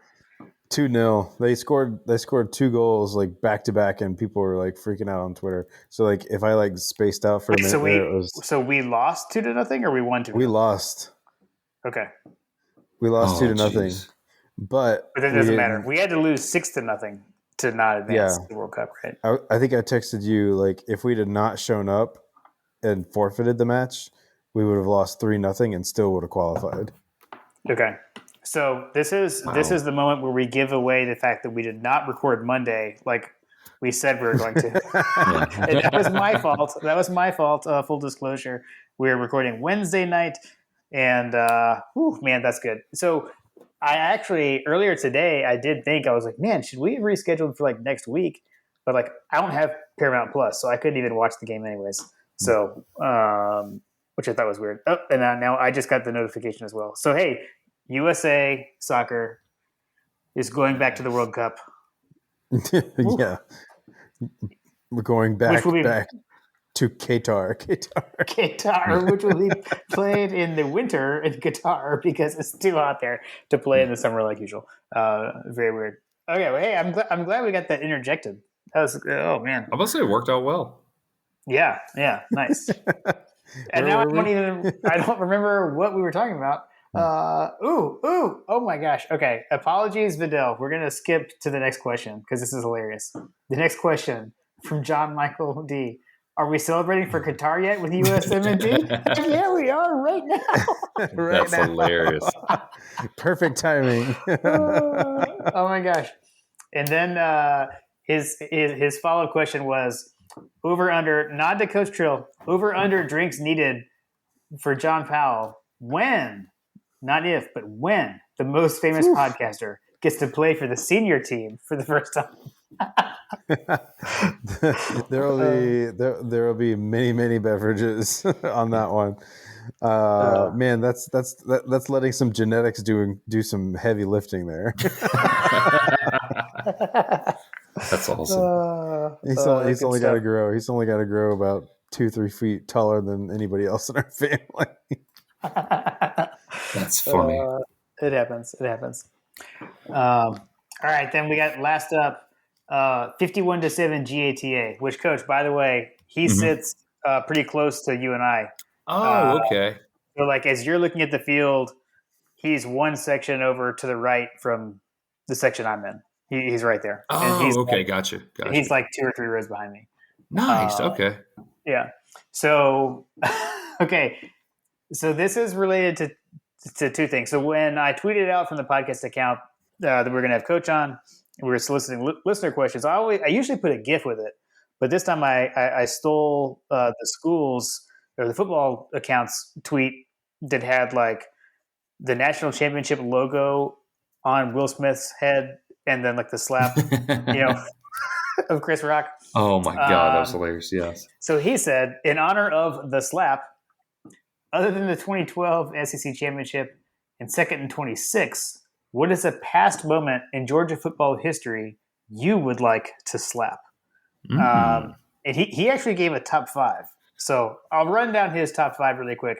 I don't know that these are ranked in order, but his top 5 were 2014 Georgia Tech, specifically the last 18 seconds. Shoot me on that. Jeez. That I still can't believe that happened. Yeah, I know, right? Which, like, why did we call timeout? I feel like they weren't even going to get the field goal off, but okay. Anyways, and we're going down. Let's see. 1993, the Florida timeout game, which, Coach, I mean, I don't know if you wouldn't remember that. Are you familiar with that? John, are you familiar with that? I know which one you're talking about. Okay. So so really quick, that was when Zaire was in school. Yep. It was a cocktail party. It was like torrential downpour rain the entire game. Yeah. And we kept running like the same shovel pass all game, like to Shannon Mitchell somehow, and like was magically working all game. But anyways, we ran a play to, I think it was to tie the game. I'm trying to remember exactly. And we completed a play that would have tied the game, but Florida had called timeout like right before the snap, and then we ended up losing. So that was garbage. The pass at Auburn, which he's got Sugar Bowl, West Virginia, and then I'm assuming that's the prayer at Jordan Hare. Is that where he's the prayer at Jordan? Yep. Yeah. Okay. Yeah. Praise the Lord for the kick six. Jeez, thank God for the kick six. Right? Seriously. When the kick six happened, I was like, we're off the hook. Yeah, exactly. That's exactly what I thought too. I was like, thank God this happened. he's got the Sugar Bowl versus West Virginia, which I always like to point out that Tony Waller calls that the Splenda Bowl because it was the Sugar Bowl in Atlanta, and then the 2002 Florida game. So for me, of those, number one for me is 02 Florida because 02 Florida, that was my senior year. That was my redshirt senior year, as I like to say. I redshirted in college, even though I didn't play sports. That game, I mean, we win that game, we win the Natty that year. I think, or I don't know. I mean, we would have. Well, I can at least say this: the day after, we would have been number one. At that point in the season, and we never lost any of the game. I guess who knows? You never really know what happens after that. But of those. That one hurts the most. I'll just hijack it. I'm going to add one more. Jasper was down. So. I was about to say Jasper was down. It's got to be up there. Yeah, that was mine as well. Like 99 at Tech, like that. Donovan's last 3 years, he lost to Tech every year, and I think if he wins that one and gets that one back, I think history is different. I don't know if we keep him still as a coach any longer, but. No, that really, I think, in terms of team confidence, like shot them right in the foot. In terms of, especially in that series. I mean, they took 3 from us in that span, 2 of which were definitely penalty aided with the Hamilton fumble in '98, the Saints non-fumble in '99. So that's huge. To me, the Tech game, I'm just like, we cannot play Tech, and I'd be fine with it. But that back then. Like growing up, oh God, living with that for your life and for 3 straight years and that miserable, that was terrible. Well, in that 98 and 99, like that was my freshman and sophomore year of college. So like for me, like that is ingrained in my head. And that's why I will never, like, I can't get on board with the, like, we can't play them. Like to me, they're still like enemy number one. Cause I'll never, like I was in the stadium when the Jasper was down. And as my wife will tell you, I walked out of the stadium and like left everyone I was with because I was so mad and I like needed to be beside myself. And another story. Yes, I don't know. That's funny. Those are mine. I mean, I would say I would add either or South Carolina or Tennessee in 2007. Oh yeah. Yeah, those are really good ones. Those are good ones. That and just, I guess, personally, you said enemy number one for you is always Tech. It used to be like that. Now it's mostly Florida for me. It's always been like that. I would say one of the Tebow years where they ran up the score on us. Like the year Meyer called the timeouts and everything. I was like 2008. Yeah, that's it. Yeah, it was 8. That's 2008. Right. Yeah, that was like, the retaliation for the storming the field in 2007. Yeah. And it's interesting because I've read Urban Meyer's book, Above the Line, and it's so ironic, to be completely honest. Oh my gosh. Like it's a good like book about like leadership and coaching, and not like just coaching football, but like not X's and O's, but just like building culture on a team and everything. Like it's got really good points in it, but literally after everything he's been through in his personal life, and especially after the Jaguars, I'm like, you literally wrote this and then lived 0% of it. Like, congratulations, you are what we thought you were. So, and then add that onto the top of, we let that a-hole put up, 49 points and call a timeout just so, his little choir boy could run up and down the sidelines, gator chomping, when everybody in the whole stadium knew his pro career would be absolute dog crap. Like, we really let that happen. I'm like, yeah, he deserved the Jaguars. So amazing. Sorry if that's mean, but no, it's not. That's not mean at all. He is the worst. Yeah, I mean, he's the Antichrist of coaching. So Coach Slurbin. I like it. I like it a lot. Well, Coach, I'll ask one more question, and that's: do you have any more over unders for us? And I will say, I think we hit the under on the bourbon, so I think I was wrong. Yeah.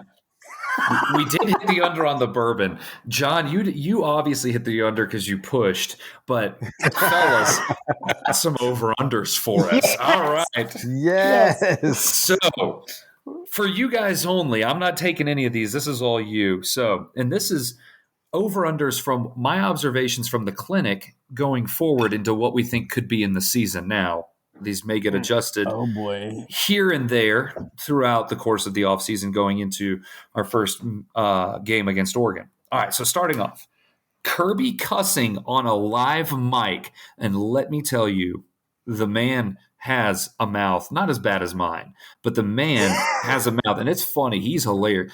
He'll even say in common speak, he's like, if that room is full, you got to take your coaching ass someplace else. But all right, so Kirby cussing. We have FTMF. I'm going to censor it for Carter. FTMF, and we have I told him or the thing that he said after Auburn. Shoot, I can't remember it. Anyway, so we got that. HBTFD. That's right. How about the dogs? So Kirby cussing on a live mic, I got it at 1.5 times this season. Okay, so we're talking. So for the 22 season, yes, just this upcoming season. I have a funny story about that. Sorry, Carter. No, go ahead. Love it. Carter has a Kirby Smart impression. Yes. With that, he goes, yes. I'll have to record it and I'll send it and we can tweet it from the pod account. Yes. But he has a funny impression. He goes, I told him, how about the nose? That's what I told him.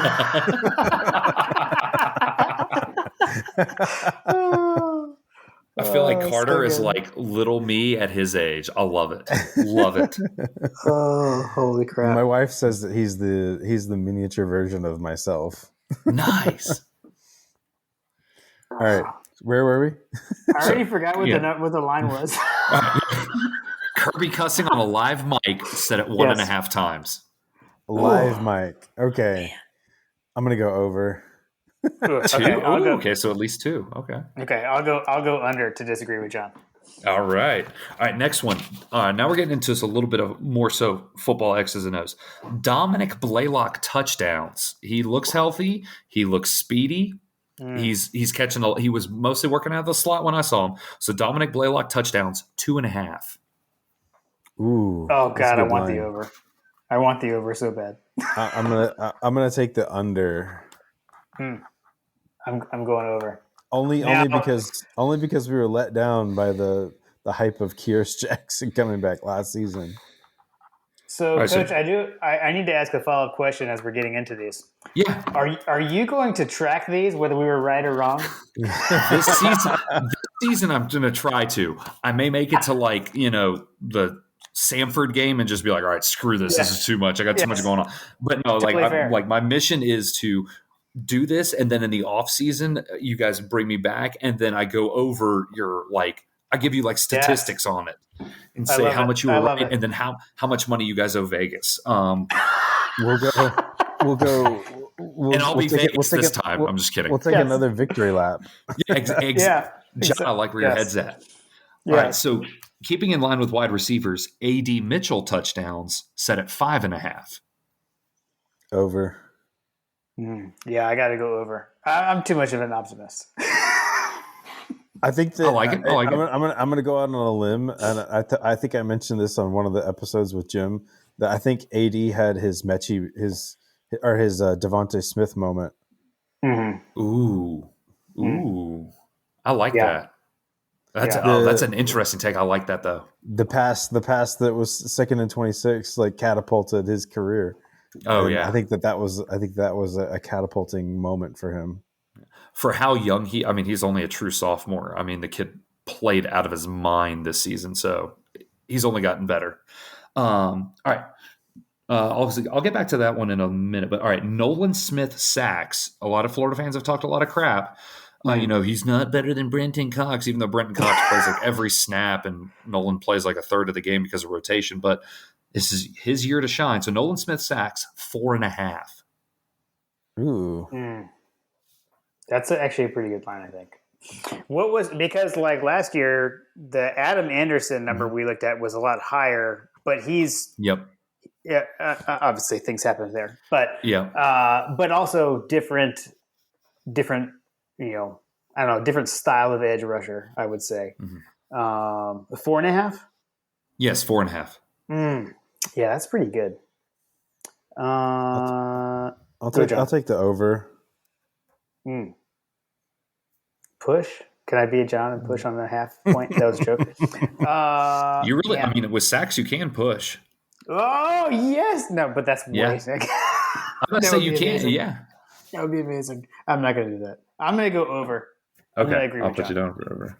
I am writing this down, by the way. So. You know what's amazing is that like usually we agree on like everything, and we've disagreed multiple times. So this is kind of monumental right now. All right, actually, we'll stick with. All right, so going back to offense, Arian Smith touchdowns 3.5. Now, think about his speed in terms of carrying the ball. If he's healthy, not necessarily just passing. So I'm talking any touchdowns, 3.5 could be, like on an end round sweep or a pass. John, I have to point out that like Coach just answered your clarifying questions without you even having to ask. I feel like that was kind of impressive. John loves to go with are we just talking receiving or are we talking, he likes to clarify, but and usually you're not here, but tonight you're here. So, Well, and listen to the show. I know you guys have asked great follow-up questions. Yeah. And so I'm like, you know what? I'll just answer them right now. Yeah, that's perfect. That's perfect. Yeah, so to me, my question with Arian is just the health angle. Yeah, it's like if he can stay healthy for an entire season, I feel like it's got to be over because it's like every game he plays in, he scores a touchdown. Yep, it is the way. I'm not sure that's exactly accurate, but that's kind of how it feels throughout his career. And he just hasn't been healthy.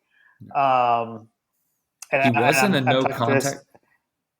He wasn't a no contact jersey in the walkthrough, but at the same time, I mean, he was running with the second and first teams consistently. So he's kind of like, we just don't want him getting hit, but he's on track to be a guy in the mix consistently. What was I've already forgotten what the number. 3.5. I put it 3.5. Over. I'll take the over. We agreed again. That's okay. We can agree. All right, so we're going to running backs now. Kendall Milton and Kenny Mack, so K-Mac and K-Milt, touchdowns combined just rushing 9.5. So both of them combined, but just touchdowns on the ground. Okay. I think it needs to be the over. It needs to be the over. It's going to be the over. All right. Going back to defense, Robert Beal, sacks 4.5, as well as Nolan Smith. Robert Beal. Robert Beal. Sorry. I went a little overzealous there. There you go. It was 4.5? Love it. 4.5, yes. That's another good line. Although I feel like, again, like as opposed to Nolan Smith, like I feel like Beal is playing more in like and I forget all the names that we use internally for the various linebacker positions. But yes, 4.5. I think that's more. He's more playing like the Adam Anderson type role. I'll take the over. He had 6.5 last year. Yeah, I'll go over. All right, Christopher Smith interceptions 3.5. That's a good number. I'm going to go under because I think it's going to be exactly 3. I'll take the over. All right. What did he have this year? 2 or did he have 3? Because I know he had 1 in the first game, 1 in the last game. I can't remember if he had any more. I know he had at least 2, I guess. He had the pick 6 against Clemson, and he had the pick against Bama in the Natty. I was going to say, I thought he was Auburn, but no, Nakobe caught that off the tip pass from Bo Picks. He had at least 2. We'll go with that. Yeah. All right. Keely Ringo interceptions 2.5. Ooh. Exactly. Yeah, because he had 2 last year. UAB and Alabama in the national championship. Yeah. He had 3 interceptions last year. Oh, he did. 3. My bad. So yeah, Keely 2.5. But my thinking with this talking was about Christopher Smith. Christopher Smith. Chris had 3. Okay. Yeah. All right. So Keely at 2.5. My thinking is because he'll be the starting cornerback. Is he going to get a lot of looks with the ball thrown his way anyway? Right.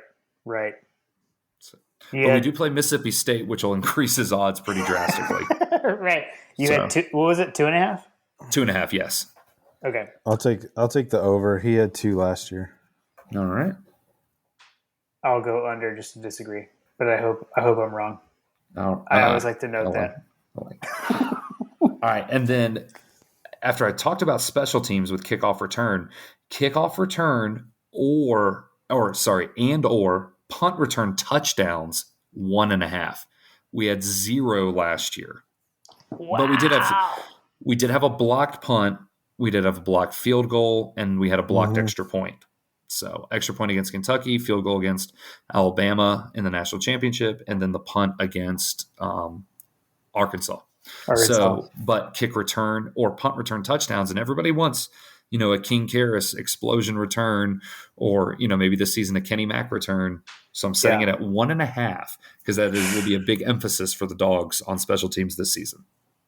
Yeah, that's tough. And what was it, the Charleston Southern game? I feel like we had like 3 that were like we had 0. Yeah. We had 0, but we had 3 like almost, and it was the long snapper kept tackling guys on punt returns. Man, 1.5. Man, I this is where I get it. I try to put my like Jeff Dancer style like historian head on. Like, how many times have we had more than one kick return touchdown in a season? And I'm sure it's happened when but like outside of like a Damian Gary or Brandon Boykin, probably maybe 2011. Boykin. Ooh, that's a good one. That's a good one. I'm gonna go with the under just from that's point. I'd love to see us get at least 1, but I'll go under. Yep, I get that.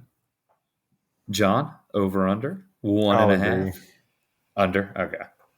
Yeah, I think again, like you guys said, coming off of none last year with how many chances we had that were pretty big, having going under 1.5 at 1 is more reasonable. All right, so last one.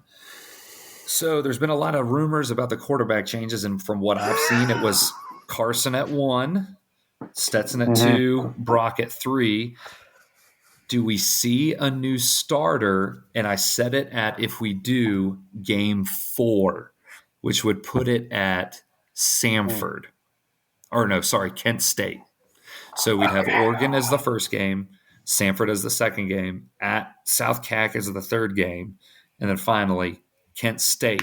I put it at game 4 because do we see a win in Columbia but a struggle on the road, which forces Kirby's hand into saying, you know what, guys, just for the betterment of the program, we got to go with somebody else. And so we're just going to we're just going to roll in with this guy, with a new starter. He's worked in the system, been in the program a long time.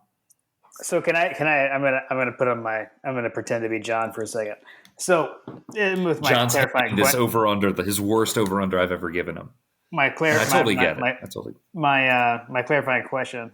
So either way, basically, will there be a quarterback change? Right. So even if, let's say, John's about to throw up when I say this, even if like Carson Beck rolls out there against Oregon, maybe we go to, if that happens, and then we go to Stetson, by game 4, that would mean that we hit it, right? Yes. So the over is it's after game 4, or we stick with the same guy. Under is it happens before game 4. Man, so. Or it happens during game 4. I'm going to let John go first because I feel like John has pretty strong opinions about this. I have very strong opinions about this. I think Kirby showed his hand last year. Like JT Daniels, everybody thought that he was like the be all end all quarterback for us. He couldn't cut the mustard, couldn't break into the first team, whether or not that's through talent or whatever. Like Kirby chose to ride Stetson all the way to the national championship. The guy was the number four passer in efficiency or whatever. He had one of the biggest passes, yards per attempt or whatever.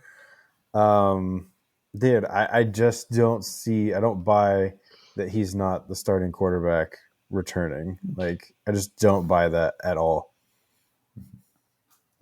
So I think that equals over, right? Yeah, that would be there's not over. going to be a change by the game 4. Okay. Whatever. Go ahead, Coach. Whatever. What were you going to say? Whatever What it do you is, mean Stetson's going to play?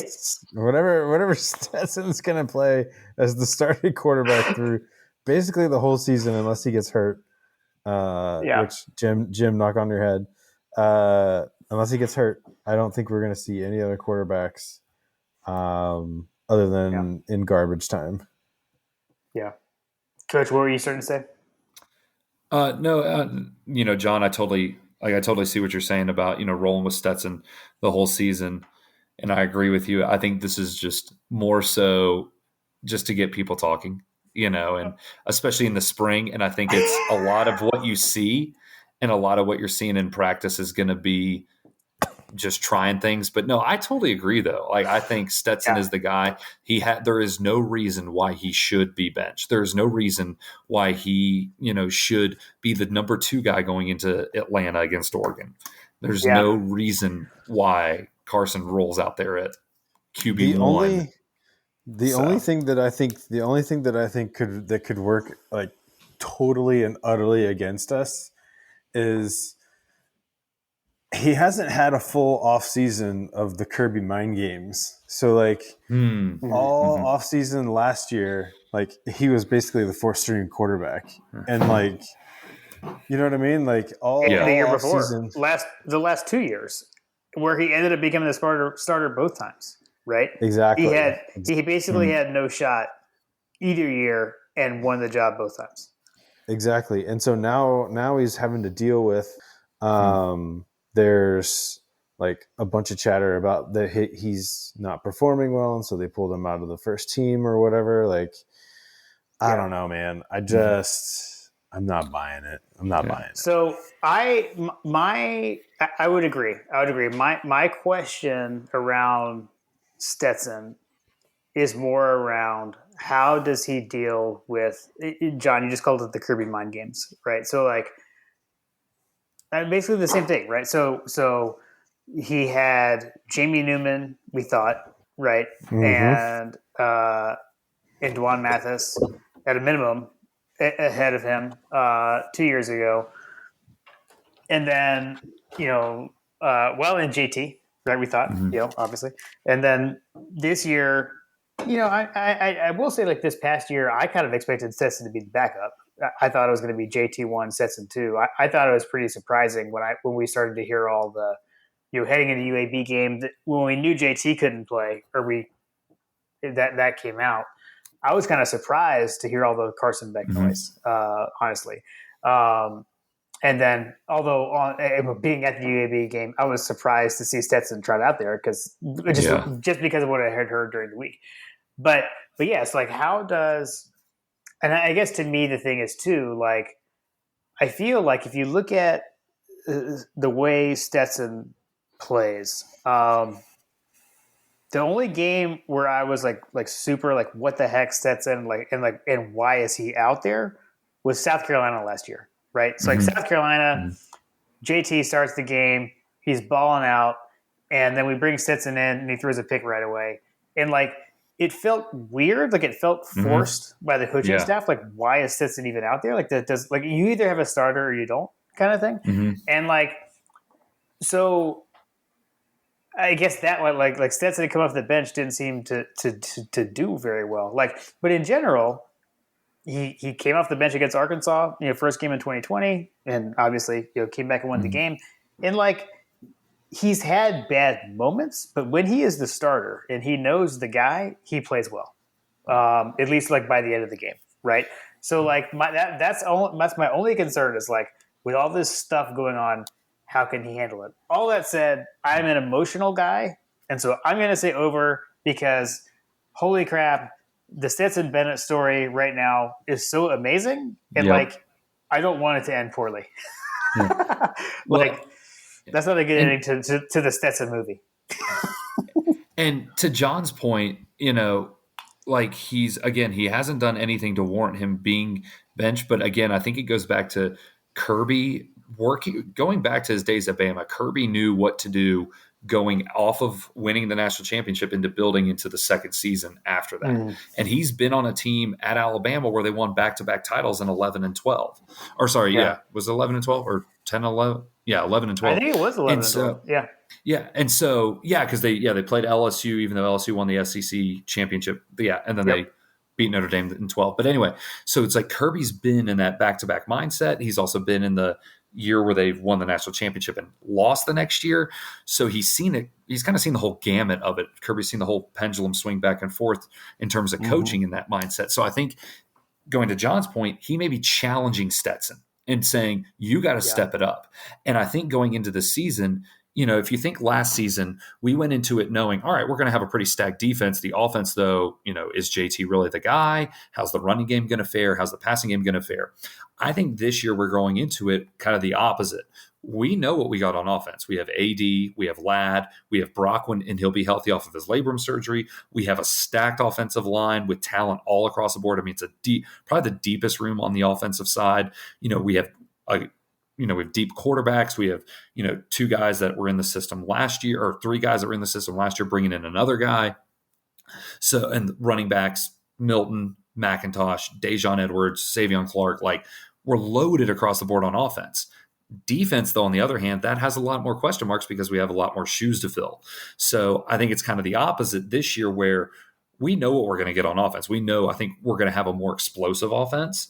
Defense, though, is where the question marks will lie. So I think, again, going back to John's point, maybe this is Kirby holding Stetson's foot to the fire saying, you got to play better.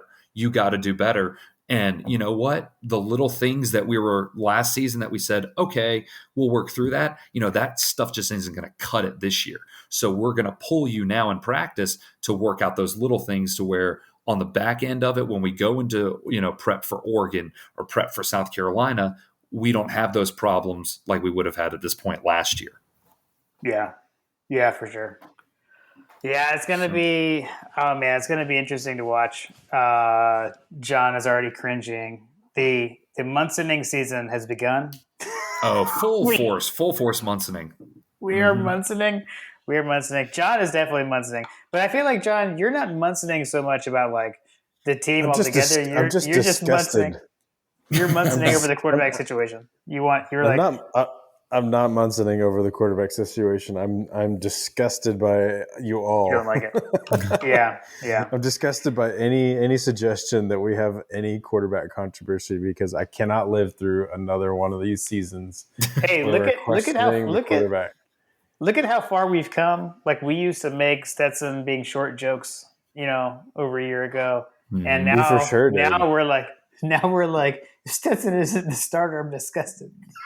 Exactly that, and we're gonna just beef him up to be 6'3", 220. He's not short anymore. Stetson walks on the natty trophy itself, so he beefs up about 6 more inches. Yeah, I mean, he drinks straight from the Pappy bottle. He takes the Pappy pills. Yeah, so he's just the white version of Cam Newton at this point. I mean, that's all I see. So. That's right. Obviously, look, he is a generational quarterback.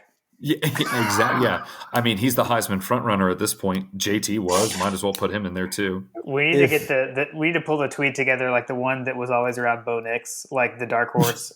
we did it for Stetson. Yeah, he's focused. He's having fun. I mean, there's no reason he's not a dark horse for the Heisman at this point. Obviously. As soon as he throws his first, his knock on wood, and he doesn't throw any, but if he throws his first interception, I'll immediately start Munsoning though. John goes to all right, coach. So Carson Beck, how did he look in the spring? Is he ready? Is he poised? Is he a dark horse for the Heisman already? You were at the coaches clinic. Yeah. Fill me in. Yeah. Tell us what you know about Beck. I'll be fully on the get that kid off the 5G network right now, tinfoil hat. That's a great point. We have not discussed. My big thing is all these questions around Stetson are really just because he currently has an iPhone, and when the iPhone goes away and he's back to the flip phone, everything will be all good. And everything will be okay. We'll be ready to go. Man, awesome. Well, Coach, we have full disclosure. We have. Between the two of us, have been talking for a while about needing to get you on. So Nice. we were glad that you graciously accepted.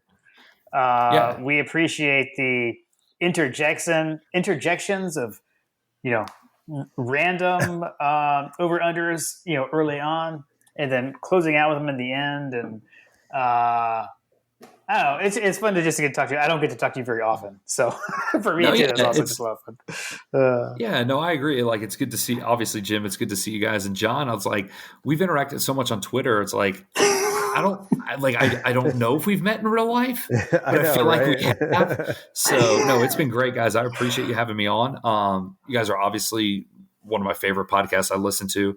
It's pretty much you guys and Dog Sports is the only two sources for, UGA football. So you guys do a hell of a job, and I love the show, and I appreciate you having me on. And again, if you need to anytime, I'm always here for you guys. I love the show and I love you guys. So awesome. Appreciate it. John, do you have any questions about like life? I have no meaning of life. I have questions of sanity right now because I'm so tired. I've been up since 4:00. So awesome. Well, hey, we had a good night. We had to talk about the dogs. USMNT clinched, and we actually segued that into a listener question, which I still like. That was by accident, totally. By the way, it was divine intervention. Exactly, that was awesome. Divine intervention. So we are on the way to the World Cup as well. On top of the dogs. Well, Coach, we will obviously. Hey, you know what? This is a fantastic year for us to win the World Cup because we've won everything else. Yeah, that's right. That's right. You got the Braves, you got the dogs, and then now we just segue right into the World Cup. Awesome.